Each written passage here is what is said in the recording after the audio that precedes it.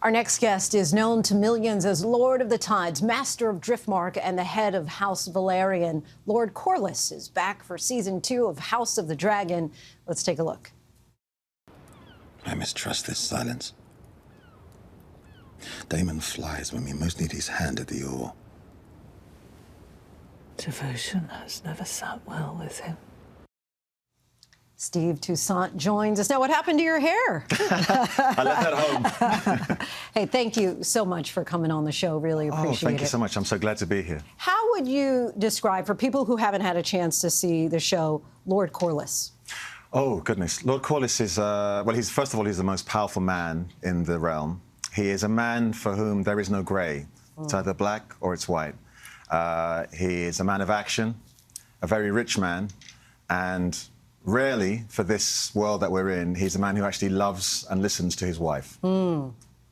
Last season, he really was involved in his own personal war, but now there's really this other war brewing for the throne. What role is he going to take? So he's basically going to be, he's like an advisor to the Queen Rhaenyra, played by Emma, because the realm is now split into two parts, Team Black and Team Green. We feel that Team Black has a legitimate claim and that Team Green are usurpers. So him being the leader of the greatest navy in the realm, he's a great asset, and he will be helping Team Black in the war effort. What drew you to this role?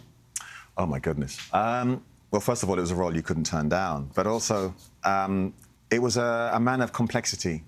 And the thing that I liked, when I first met Ryan and Miguel, who were our showrunners in Season 1, we didn't talk about him being a sailor or anything like that, or a warrior. We talked about him being a father, a man who was trying his best to secure the legacy of his family and the safety of his kids in a very clumsy way.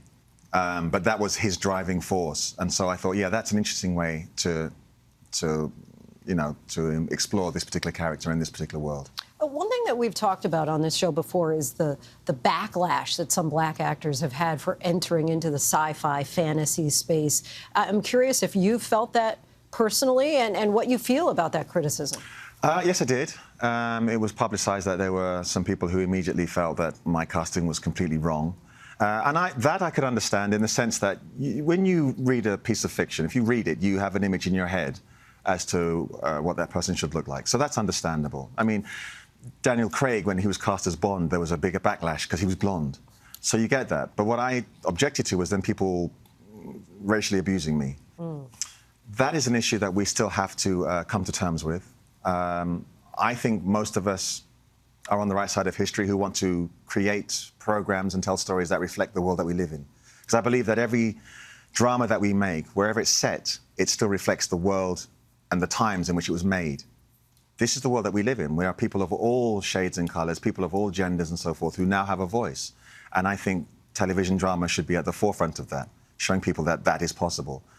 There will always be those naysayers who, in their little bedrooms, they send out their little emails. But anonymously, yes. Yeah, but we can't listen to those people.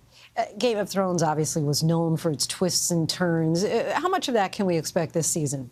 Oh, hey, it's Westeros. So there's going to be a lot of that, a lot of conspiring, a lot of bloodletting, a lot of betrayal, the usual stuff. But also, hopefully, a lovely emotional journey, too, for an awful lot of the characters, including Corlys. The battles are just really brewing at this point. Who do you think should take the Iron Throne?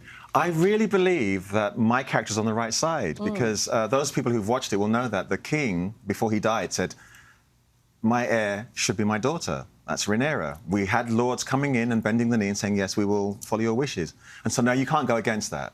So I'm definitely Team Black.